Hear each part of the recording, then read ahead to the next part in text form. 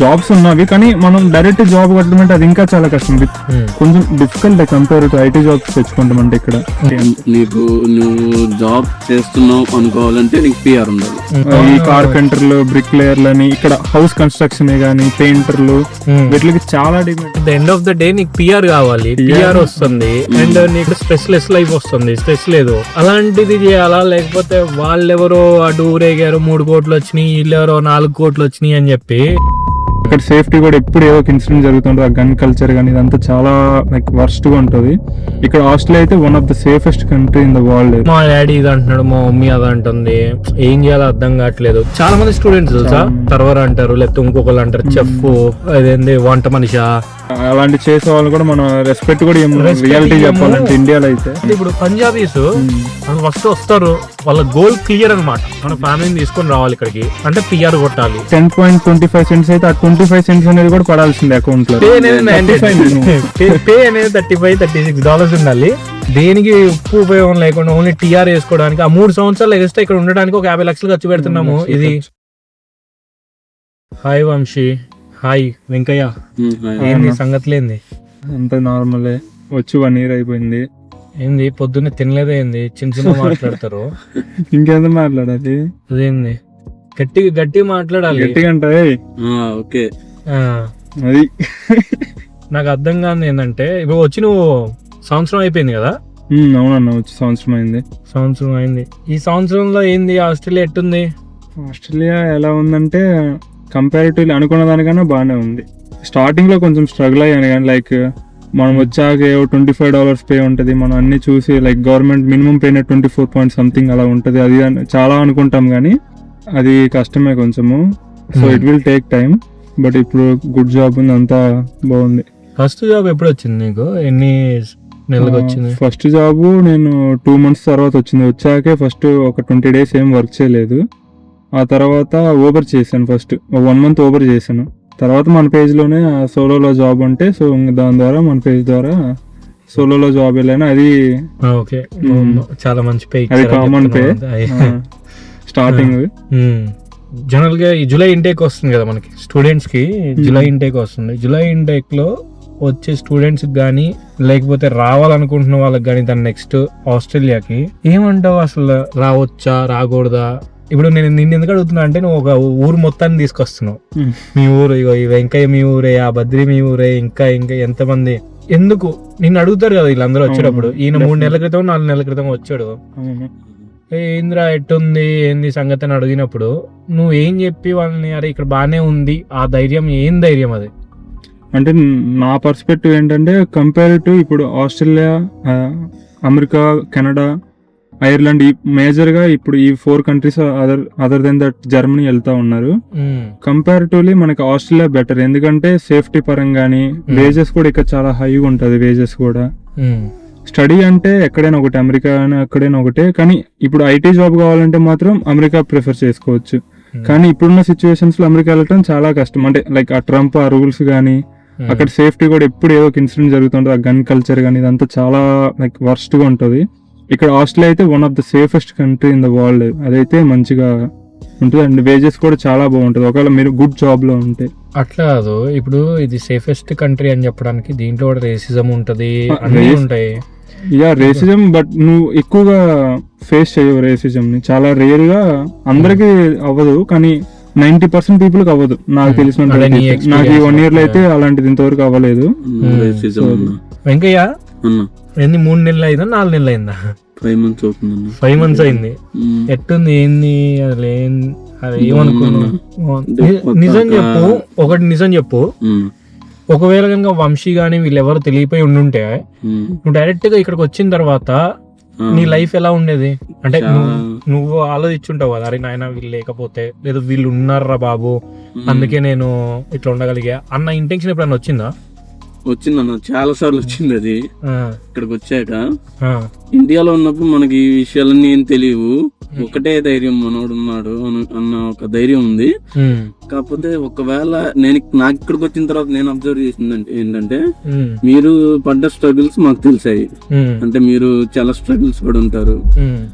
అరే మాకు తెలిసిన వాళ్ళు ఉన్నారు కాబట్టి సరిపోయింది. అదే వీళ్ళు లేకపోతే నేను వీళ్ళకంటే ఎక్కువ స్ట్రగుల్ ఫేస్ చేసేవాడిని అని అనిపించింది బాగా.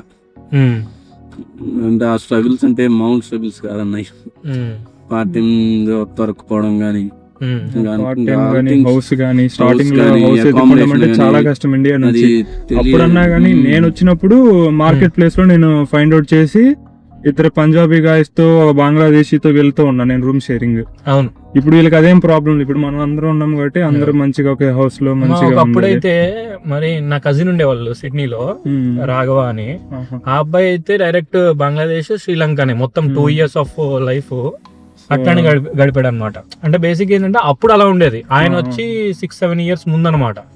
2021 తర్వాత Australia is completely different. Covid తర్వాత ఆస్ట్రేలియాలో వచ్చిన డెవలప్మెంట్స్ కానీ లేదా దానికి వచ్చిన ఫ్లో కానీ, ఎందుకు అంటే డిఫరెంట్ రీజన్స్ అవ్వచ్చు. ఆ ట్రంప్ అవ్వచ్చు, లేదా యూకే సాచురేట్ అయిపోయి ఉండొచ్చు, కెనడా పాలిటిక్స్ అవ్వచ్చు.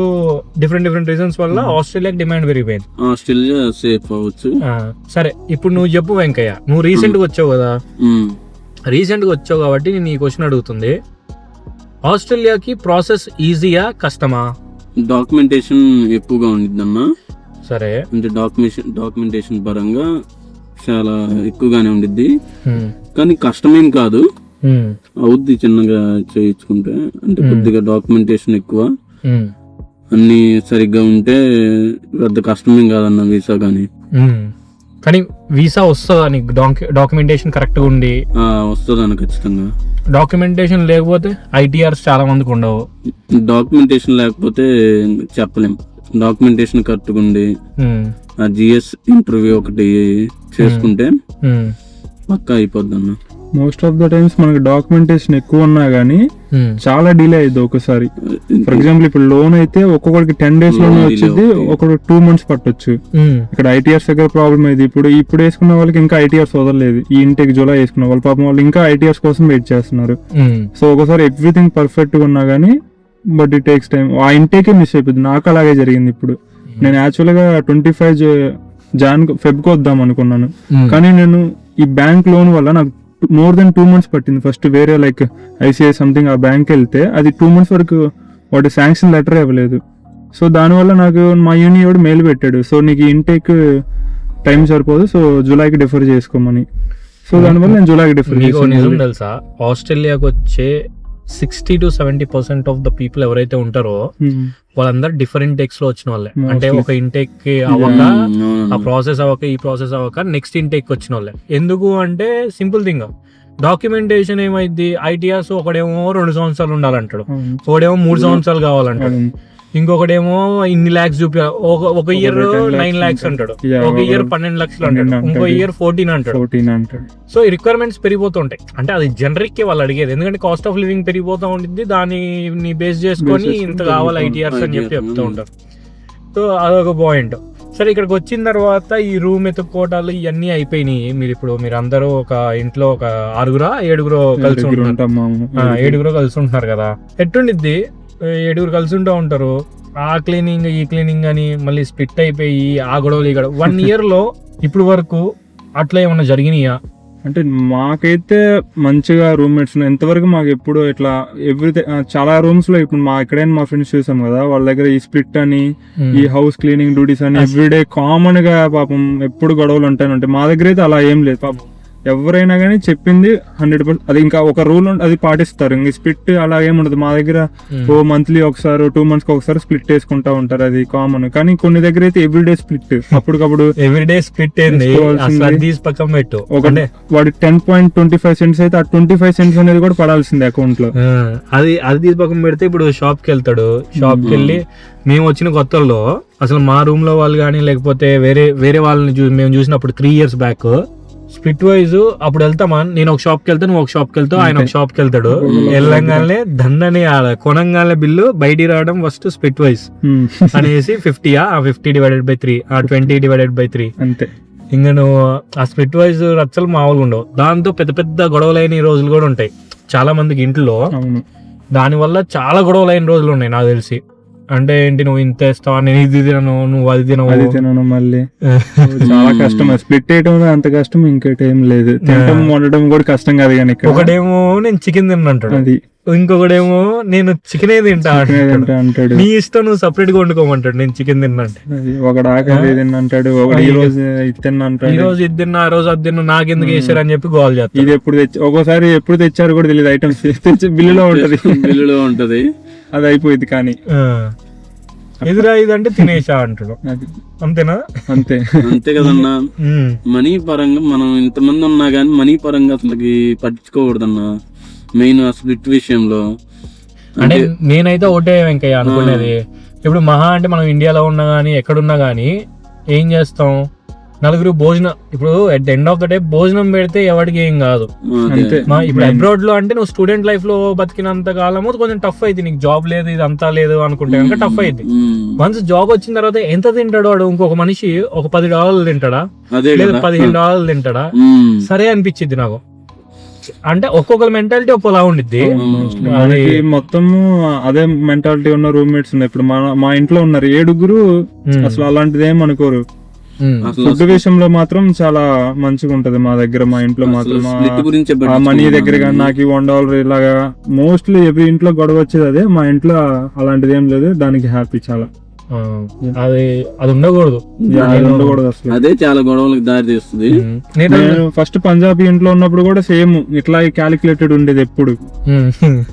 సో అదంతా చాలా కష్టం. ఇప్పుడు మంచిగా బాగుంది రూమ్మేట్స్ అంతా. సో ఇంకో పాయింట్ ఏంటంటే, నేను నా ఫాలోవర్స్ కూడా చెప్పేది ఏంటంటే, సబ్స్క్రైబర్స్ అవ్వచ్చు, ఫాలోవర్స్ అవ్వచ్చు, లేదా ఎవడన్నా వీడియోలు చూస్తే వాడికైనా కానీ, అబ్రాడ్ వచ్చిన తర్వాత నీ ఫ్రెండ్స్ అనుకో, లేకపోతే నీకు ఇక్కడికి వచ్చినా పరిచయం అయ్యాడు అనుకో, ఏదో ఒకటి అనుకో, కానీ నీతో కలిసి ఉంటున్నాడు వాడు. నీ బాధలు, సుఖాలు, కష్టాలు ఏమైనా కానీ షేర్ చేసుకోవడానికి ఉంటున్నాడు. వాడు తింటే ఎంత తింటాడు? $10 తింటాడు, $20 తింటాడు, లేదా $30 తింటాడు అనుకో, నీ గంట పే అనుకో.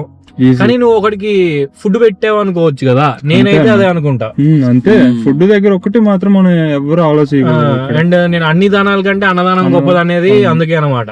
సో ఫుడ్ పెట్టే మ్యాటర్ లో మాత్రం ఎవరైనా కానీ గొడవలు పడకండి.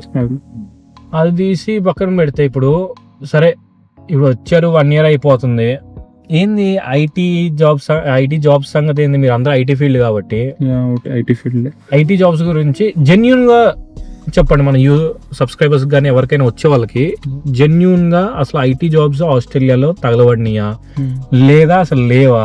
ఒకవేళ ఉంటే ఏంటి, నువ్వు చూసిన ఎక్స్పీరియన్స్ కానీ ఏదైనా కానీ నీకేమనిపించింది? ఐటీ జాబ్స్ లేవనే మాట అయితే అసలు లేదు. అంటే ఇప్పుడు మేముండేది రీజనల్ ఏరియా అదిలాయిడ్ లో.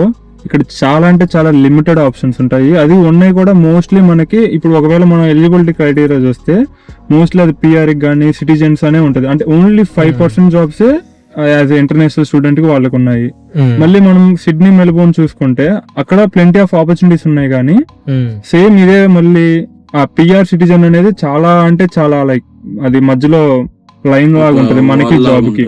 So comparatively 90% difficult IT job ఇక్కడ కొట్టడం ఆస్ట్రేలియాలో. జాబ్స్ ఉన్నవి కానీ మనం డైరెక్ట్ జాబ్ కొట్టడం అంటే అది ఇంకా చాలా కష్టం. వితౌట్ మనకి ఇంత ముందులో ఏం ఎక్స్పీరియన్స్ లేకుండా అది ఇంటర్న్షిప్ చేసామనగా అప్పుడు కొంచెం ఛాన్సెస్ పెరిగితే ఎవ్రీథింగ్ మనకి ఇంటర్న్షిప్ చేయాలి. లైక్ స్టూడెంట్స్ కి అయితే గ్రాడ్ రోల్స్ ఉంటాయి, అవి చేస్తే ఛాన్స్ ఉంటుంది జాబ్ రావడానికి 100%. ఇప్పుడు అమెరికా వెళ్తే 2 years మాస్టర్స్ చేసాక 2 years తర్వాత వాళ్ళు ఏదో కన్సల్టెన్సీ ద్వారానో వాళ్ళ స్కిల్ ద్వారానో ఏదో ఒక రకంగా జాబ్ అయితే వచ్చింది. ఇక్కడ ఆస్ట్రేలియాలో నాకు తెలిసిన నా నాలెడ్జ్ ప్రకారం అయితే అలాంటిది ఏం లేదు.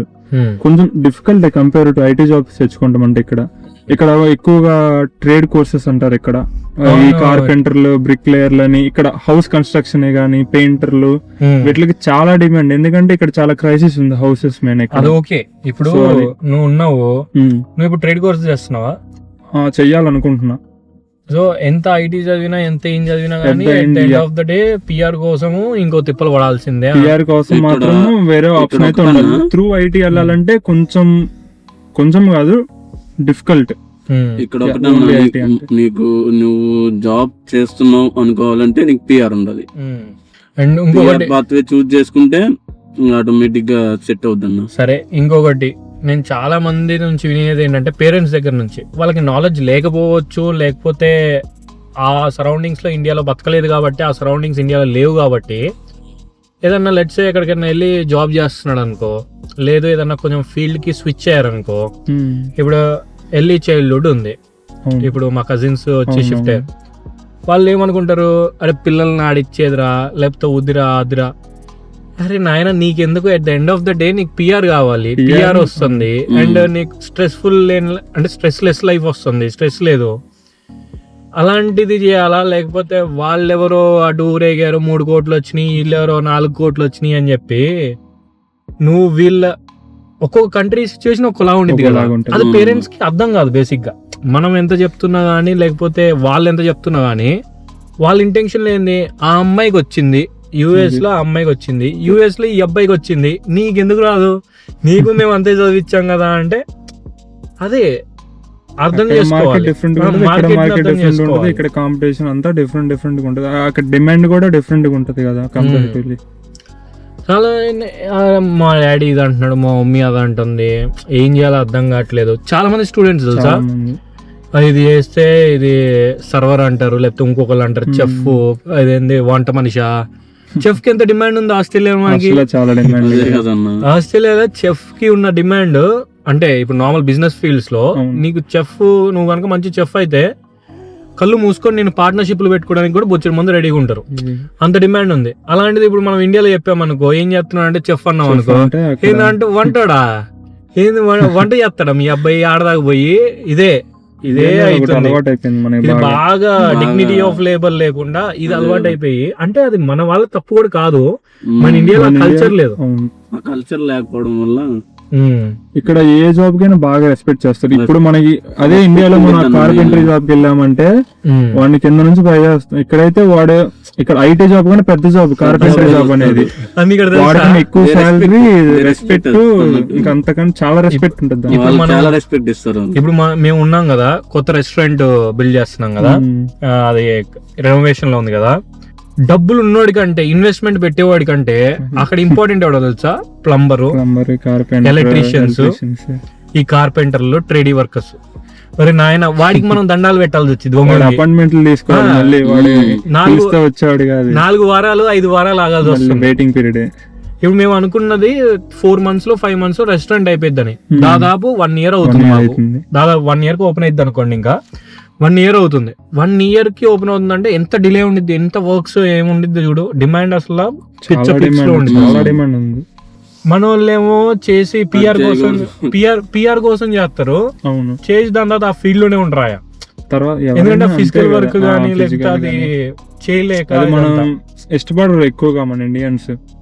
ఇండియాలో ఉండి మనము అలాంటి చేసే వాళ్ళు కూడా మనం రెస్పెక్ట్ కూడా రియాలిటీ చెప్పాలంటే ఇండియాలో అయితే, అది తీసి పక్కన పెడితే ఇండియన్స్ చేయరని కాదు, ఇండియన్స్ చేస్తారు. ఎవరు నార్త్ సైడ్ లేకపోతే ఇప్పుడు పంజాబీస్ అసలు ఫస్ట్ వస్తారు, వాళ్ళ గోల్ క్లియర్ అనమాట, అరే బాబు మనం ఏం చేయాలి, మన ఫ్యామిలీని తీసుకొని రావాలి ఇక్కడికి అంటే పిఆర్ కొట్టాలి. పిఆర్ కొట్టాలంటే ఏం చేయాలి, ఇప్పుడు నేను ఏదో ఒక ట్రేడ్ కోర్సు మాస్టర్స్ వచ్చా, కాలేజ్ ఏం చేయాలి, డబ్బులు తగ్గించుకున్నా, రిమైనింగ్ డబ్బులతో నేను ట్రేడ్ కోర్స్ తీసుకున్నా, ట్రేడ్ కోర్స్ తీసుకుని దాంట్లో జేఆర్పి అది ఇది అయిపోయి కొట్టుకున్న తర్వాత పిఆర్ లాంచ్ చేసా, చలో బ్రింగ్ ఫ్యామిలీ. ఇది వాళ్ళ ప్రాసెస్ అనమాట. మనోళ్ళు ఎట్టుంటారు, హే ఇవన్నీ కాదమ్మా, ఫస్ట్ నువ్వు అక్కడికి వెళ్ళు, పెద్ద యూనివర్సిటీకి వెళ్ళి అక్కడ నువ్వు పెడితే అప్పుడు నేను మొత్తం అందరికి చెప్పుకోవాలి. అది మీకు తెలుసా, నేను ఇప్పుడు ఇంతవరకు నా గ్రాడ్యుయేషన్ తీసుకోలే, గ్రాడ్యుయేషన్ సర్టిఫికేట్ కూడా తీసుకోలే, మొత్తం ఓన్లీ డిజిటల్ సర్టిఫికేట్ ఒకటి తీసుకున్నా. బేసిక్ గా నాకు ఫరక్ పడట్లే, ఇప్పుడు నేను సర్టిఫికేట్ తీసుకున్నా ఒకటే, తీసుకోకపోయినా ఒకటే. ఇప్పుడు at the end of the day వాడు నాకు టీఆర్ వేసుకోవడానికి సర్టిఫికేట్ కావాలి, డిజిటల్ కాపీ ఇచ్చాడు, టీఆర్ సబ్మిట్ చేసాం, టీఆర్ వచ్చేసింది. ఇప్పుడు నాకేంటి, నేను జాబ్కి అప్లై చేయట్లేదు, నేను బిజినెస్ చేస్తున్నా, నేను చదివింది మాస్టర్స్ ఇన్ ఫైనాన్స్ అనుకో, దానికి నా బిజినెస్ కి ఏం సంబంధం, నాలెడ్జ్ ఓకే, బట్ ఇంకేది అవసరం లేదు కదా.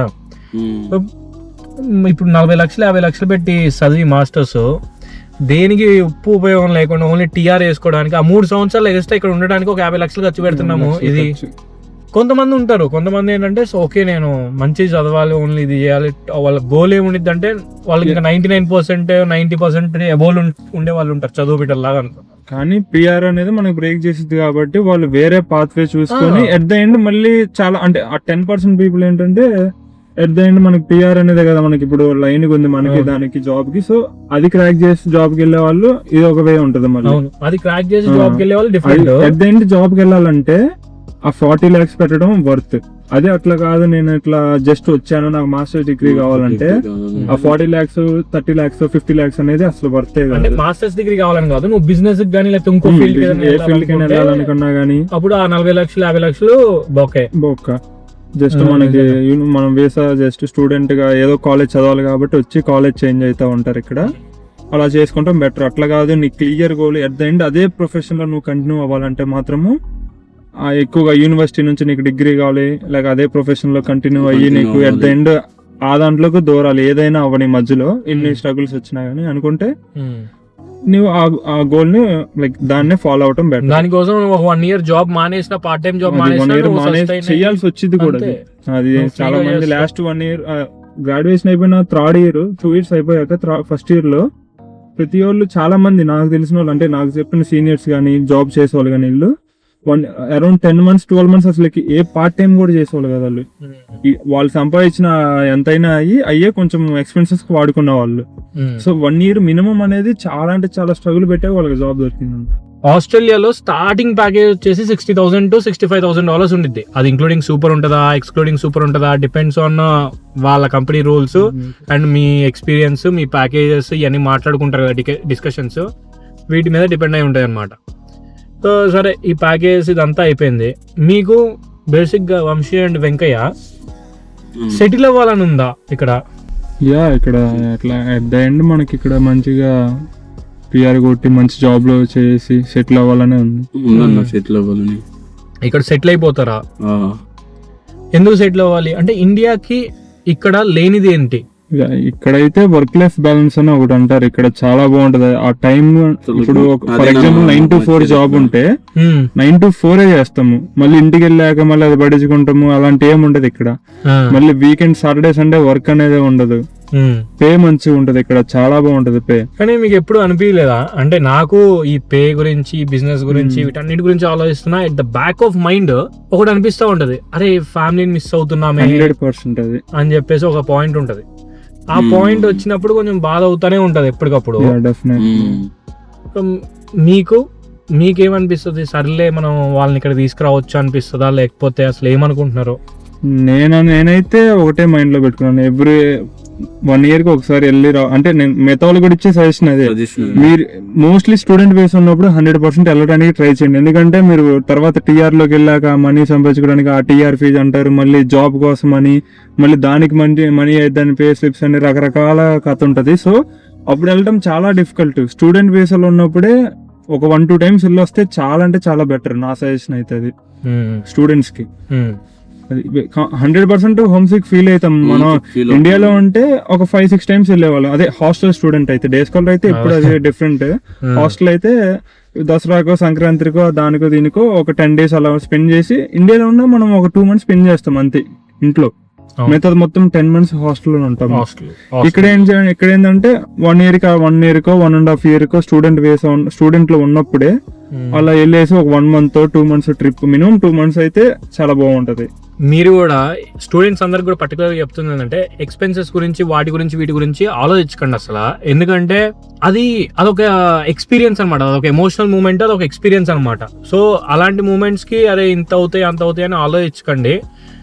ఓకే బడ్జెట్ వేసుకోవాలి, ఇవన్నీ వేసుకోవాలి, ఇవన్నీ ఉంటాయి, కానీ అమ్మ నాన్న దగ్గరికి వచ్చేటప్పటికి చూడాలనిపించినప్పుడు మాత్రం ఆగకండి అనేది నా పాయింట్.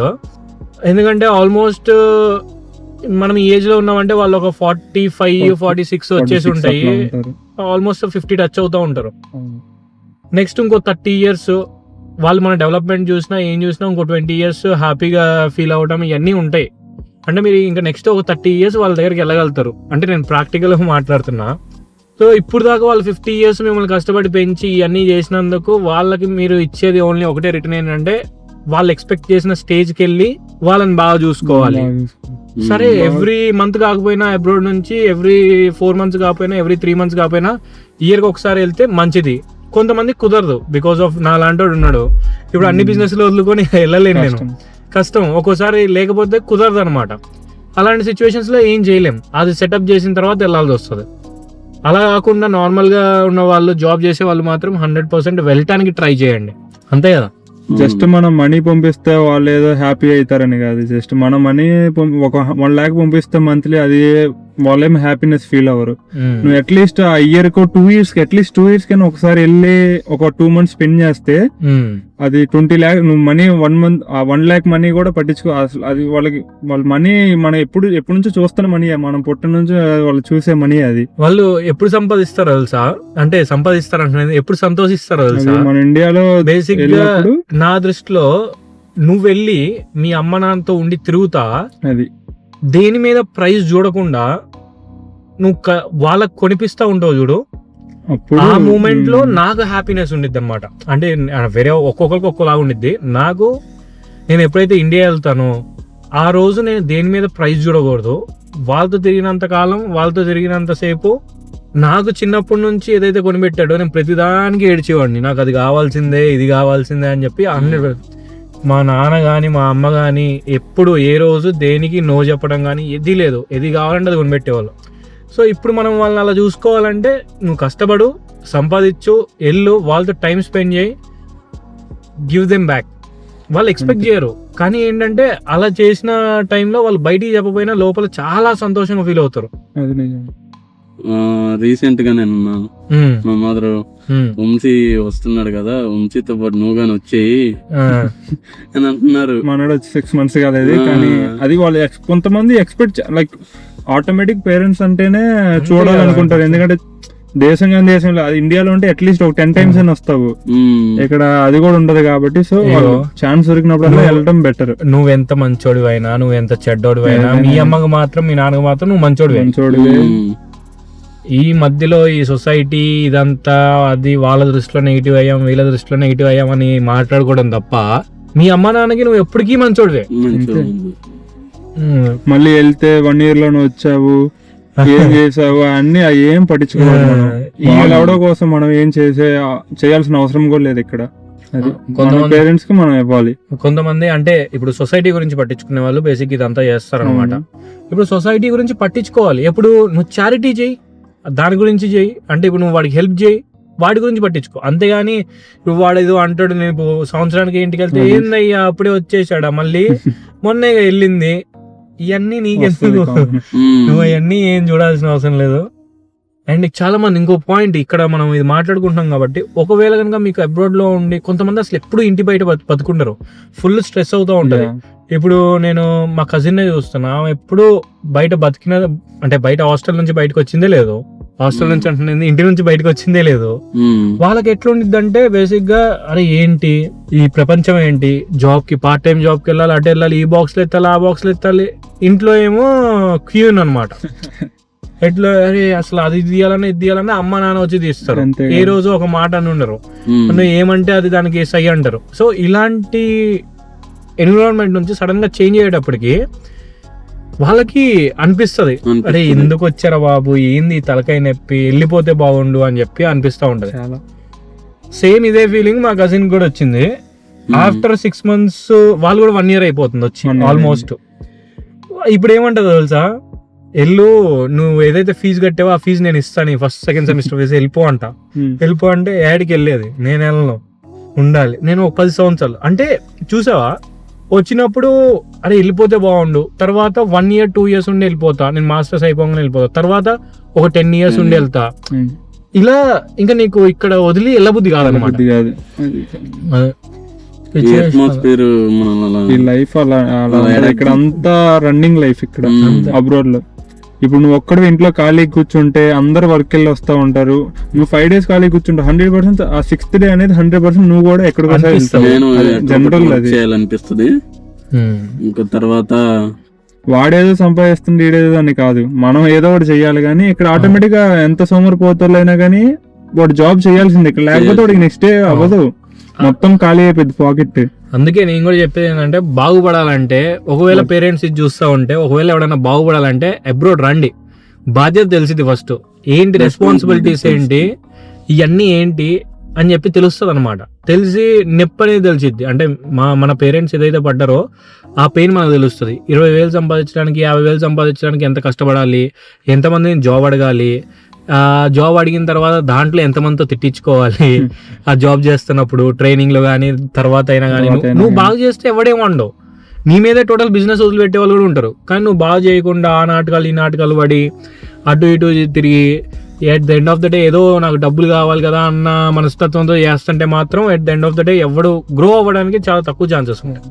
అండ్ స్విచ్చింగ్ మోడ్స్ ఉంటాయి చూసావా. ఇప్పుడు లెట్సే నాకు ఇక్కడ నాకంటే అక్కడ ఇంకో $2 ఎక్కువ వస్తున్నాయి అనగానే జంపు, మళ్ళీ అక్కడ నుంచి బేసిక్గా ఈ జార్ఖండ్ బీహార్లో నుంచి వచ్చి మనకి ఇక్కడ ఫాస్ట్ ఫుడ్ సెంటర్స్ లో వాటిలో ఇట్లా చేస్తారు కదా, వీళ్ళు అది చేస్తారు, చాలా మంది అది చేస్తారు. ఎట్లా వాళ్ళు ఏంటంటే వాళ్ళు బేసిక్గా లాంగ్ టర్మ్ గురించి ఏం ఆలోచించరు.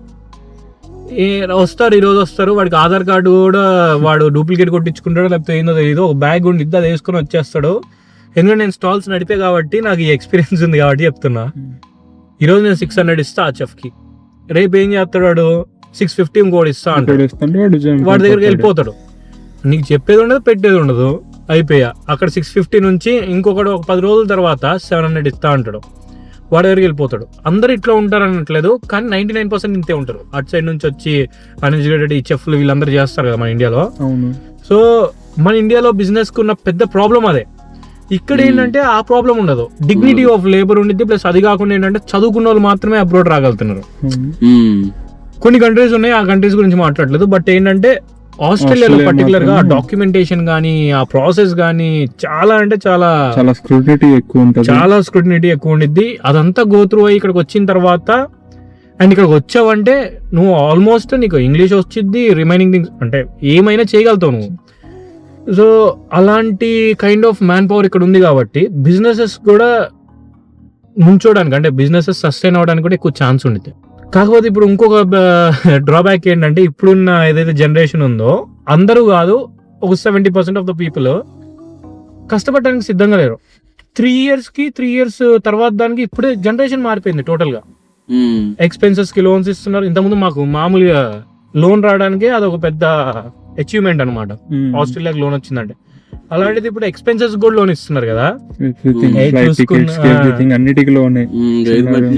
చూసుకుందాంలే 2 years తర్వాత. మళ్ళీ ప్రతి ఒడు కూర్చొని చేసే జాబే కావాలి. నేను చూసాను కదా చాలా మందిని, అంతెందుకు జాబ్ చేయరు వాళ్ళు. అంతే 2 years తర్వాత గురించి తీసి పక్కన పెడితే ఈ రోజు వాడికి జాబ్ వచ్చింది, పార్ట్ టైం జాబ్ ఉందిరా బాబు అని చెప్పినా గానీ అన్న అది ఇదా పెట్రోల్ స్టేషన్ జాబా అంటే పెట్రోల్ స్టేషన్ అంటే ఏంటి, ఆ నుంచొని జస్ట్ హై మేడ్ అని జస్ట్ ఆ పేమెంట్లు తీసుకోవడం, పేమెంట్ తీసుకుంటా. అది ఇండియాలో పెట్రోల్ బంక్, ఇక్కడ పెట్రోల్ బంక్ కంప్లీట్లీ డిఫరెంట్. ఏదో ఏసీలో కూర్చొని జస్ట్ పేమెంట్ తీసుకుంటాం. అది కూడా చాలా మంది కష్టం, ఎందుకంటే అది లాంగ్ అవర్స్ నుంచోవాలి కాబట్టి.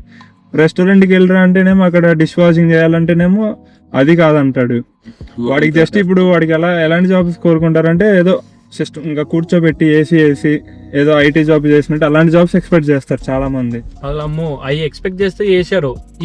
ఇప్పించేవాడికి లేదా హెల్ప్ చేసేవాడికి స్పెసిఫికేషన్స్ చెప్తారు.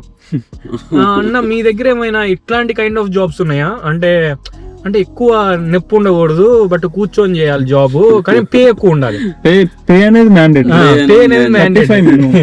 పే అనేది $35-36 ఉండాలి. అలాంటి ఏమన్నా జాబ్స్ ఉంటే కనుక నాకు చెప్పండి అన్న. నేను అప్పుడు ఏం చేస్తా అంటే చెప్తా, అలాంటి జాబ్స్ వచ్చినప్పుడు చెప్తా అని చెప్తా.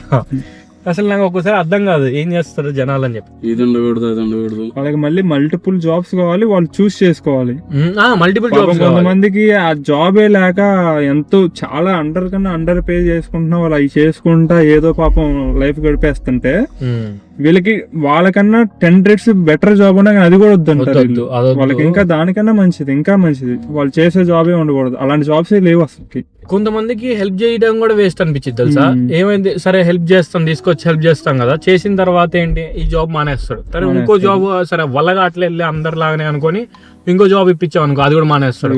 అది మానేసి ఇవన్నీ ఏం వర్కౌట్ అవ్వట్లేదు అన్న, ఇంకొక జాబ్ ఏమైనా ఉంటే చూడు అని మనల్ని అడుగుతాడు. మళ్ళీ ఇంకెవడన్నా బుద్ధున్నాడు కానీ పొరపాటున ఎవడన్నా ఇస్తాడా, సరే నీకు అవన్నీ నచ్చట్లే అంటే నువ్వు ఇంకా ఏం చేయగలుగుతావు? ఖాళీగా కూర్చోవాలా, లోన్ డబ్బులు యూజ్ చేసుకోవాలి, లేదా బిజినెస్ పెట్టుకోవాలి. అంతే. లేదు బిజినెస్ చేయడం మనకి రాదు అంటే కనుక నేర్చుకోవాలి. అది కూడా రాదు అంటే కనుక ఇంక నువ్వు ఏం చేయలేవు. ఆ లోన్ డబ్బులు యూజ్ చేసుకొని ఉన్నంతకాలం ఉండి తర్వాత పోవటమే. ఎందుకంటే డైరెక్ట్ ప్రొఫెషనల్ జాబ్ రావడం అది గగనం. అది అసలు కష్టం అంటే కష్టం. అది నువ్వు స్టూడెంట్ ప్రొఫెషనల్ జాబ్ లేకపోతే డెస్క్ జాబ్ రావటం అంటే, ప్రొఫెషనల్ అనేది సెకండరీ, డెస్క్ కూర్చొని చేసే జాబులు స్టూడెంట్స్ కి రావటం అంటే అసలు అది ఛాన్స్ లేదు. ఒకవేళ ఉందంటే 1% ఛాన్స్. అది ఆ 1% లో నువ్వు ఉన్నావు అనేది మనం చెప్పలేము. ఇక్కడ మీనింగ్ ఏంటంటే కూర్చొని చేసే జాబ్ అంటే మెయిన్ పెట్రోల్ స్టేషన్ అన్న, అదే ఒక రకం కూర్చొని చేసే జాబ్. సో ఎవరు వస్తున్నా కానీ ఎక్స్పెక్టేషన్స్ ఎలా పెట్టుకుంటారంటే, అరే బాబు అక్కడికి వెళ్ళినా కష్టంగానే ఉండిద్ది అని పెట్టుకొని రండి. ఇక్కడికి వచ్చిన తర్వాత సుఖంగా మారింది అనుకోండి, you will be happy. Okay. And Australia ఈ జూలై ఇంటేక్ ఎవరైతే వస్తున్నారో, ఆసీ వారిది అప్లికేషన్ ఉందని మర్చిపోకండి. పర్టికులర్గా ఎడ్లైడ్ వస్తుంటే కనుక దాంట్లో ఎయిర్పోర్ట్ పికప్ కానీ ఇవన్నీ బుక్ చేసుకోండి. ప్రతిదీ ఫ్రీ ఆఫ్ కాస్టే. అది కాకుండా జాబ్స్ ఇవన్నిటికి కూడా ఒక పెద్ద ఈవెంట్ పెడదాం అనుకుంటున్నాం. దాని గురించి కూడా నేను ఫ్యూచర్ వీడియోస్లో మాట్లాడతాను.